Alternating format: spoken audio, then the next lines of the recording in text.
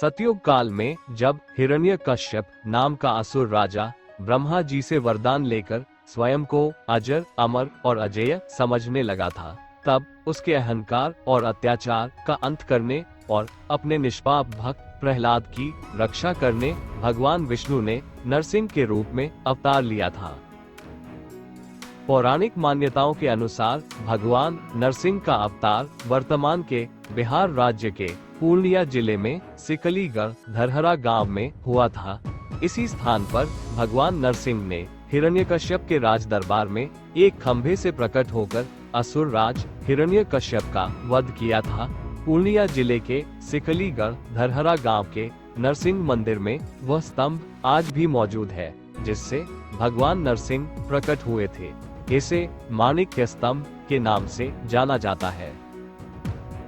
आपको ज्ञात होगा कि वैकुंठ लोक में श्रापित होने के बाद भगवान नारायण के द्वारपाल जय और विजय को धरती पर 3 बार जन्म लेने का दंड मिला था।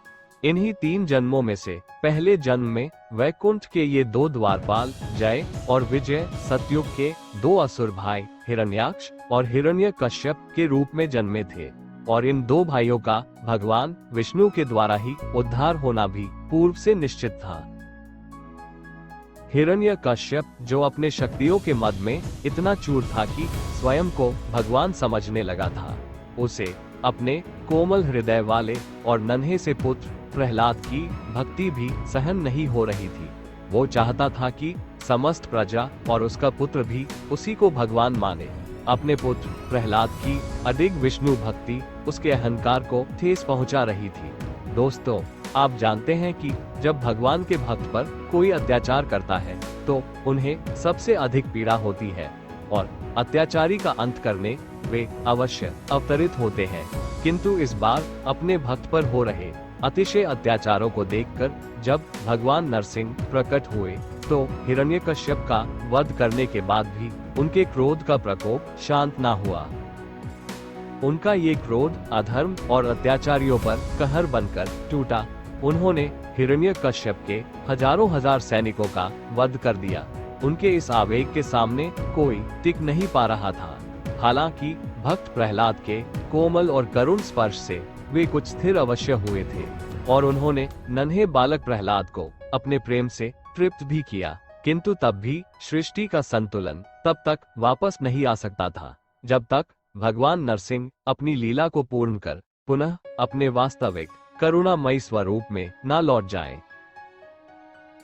शिव पुराण के अनुसार इस समस्या का समाधान करने के लिए महादेव ने एक विशाल पक्षी जो आधा सिंह और आधा नर के शरीर वाला था का रूप धारण किया था, जिसे भगवान शिव का शरभ अवतार कहा जाता है।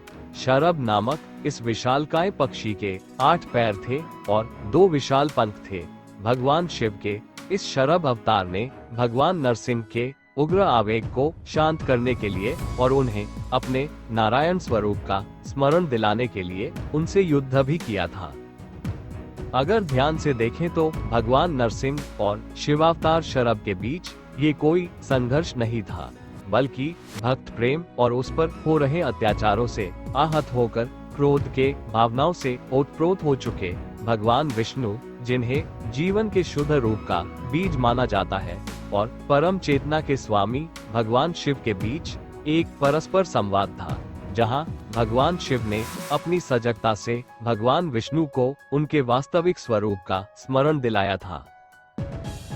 भगवान शिव के इस शरभ अवतार की प्रतिमाएं एवं आकृतियां दक्षिण भारत के कई मंदिरों में देखी जा सकती है, विशेष रूप से चोल काल के मंदिरों में, जैसे कि विक्रम सोलीश्वरम मंदिर। ये चोल काल का मंदिर कुंभकोणम तमिलनाडु में स्थित है। ऐरावतेश्वर मंदिर, यह मंदिर दारासुरम तमिलनाडु में स्थित है और यहाँ काले बेसाल्ट पत्थर से बनी शरभ अवतार और भगवान नरसिंह के साथ हुए उनके युद्ध लीला को प्रतिमा में दर्शाया गया है। कंपलेश्वर मंदिर, यह मंदिर तिरुभुवनम तमिलनाडु में स्थित है और इस मंदिर के एक गर्भगृह में शरभ अवतार की प्रतिमा स्थापित है। एक और मान्यता के अनुसार भगवान नरसिंह के इस उग्र रूप में इतनी ऊर्जा थी कि उन्हें नियंत्रित करना असंभव हो रहा था। ब्रह्मांड के सभी देवी देवता, इंद्र, ब्रह्मा इत्यादि उनके क्रोध के शांत होने की प्रार्थना कर रहे थे।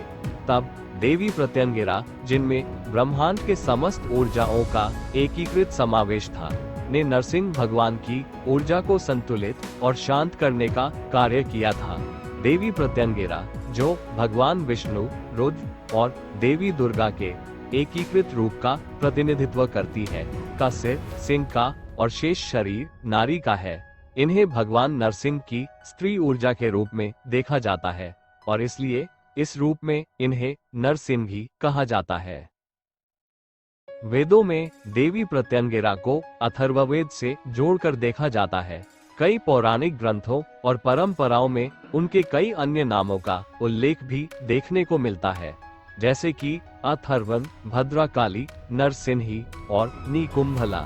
इसके अतिरिक्त देवी प्रत्यंगिरा को तंत्र और शक्ति के अनुयायियों के द्वारा अघोर लक्ष्मी, सिद्ध लक्ष्मी और पूर्ण चंडी जैसे नामों से भी जाना जाता है, क्योंकि तंत्र और शक्ति पथ के मार्ग पे उनके इन रूपों से शक्ति, धन एवं अन्य मनोवांछित कार्यों को सिद्ध करने की परंपरा देश के कई हिस्सों में प्राचीन समय से चली आ रही है और आज के वर्तमान समय में भी देश के कई हिस्सों में इस मार्ग के अनुयायी अस्तित्व में है। तो दोस्तों, भक्ति, समर्पण, न्याय और अधर्म के नाश के इस गाथा में हमने भगवान नरसिंह के लीला के साथ भगवान शिव के शरभ अवतार और पूर्ण शक्ति की अधिष्ठात्री देवी प्रत्यंगिरा के महिमा को भी देखा। आशा करते हैं कि सनातन की इन महान गाथाओं से आपको गर्व और ज्ञान दोनों की अनुभूति होगी और आपको अपने जीवन में उचित मार्ग पर चलने तथा साहस और सजगता के साथ कठिनाइयों का सामना करने का संबल भी मिलेगा।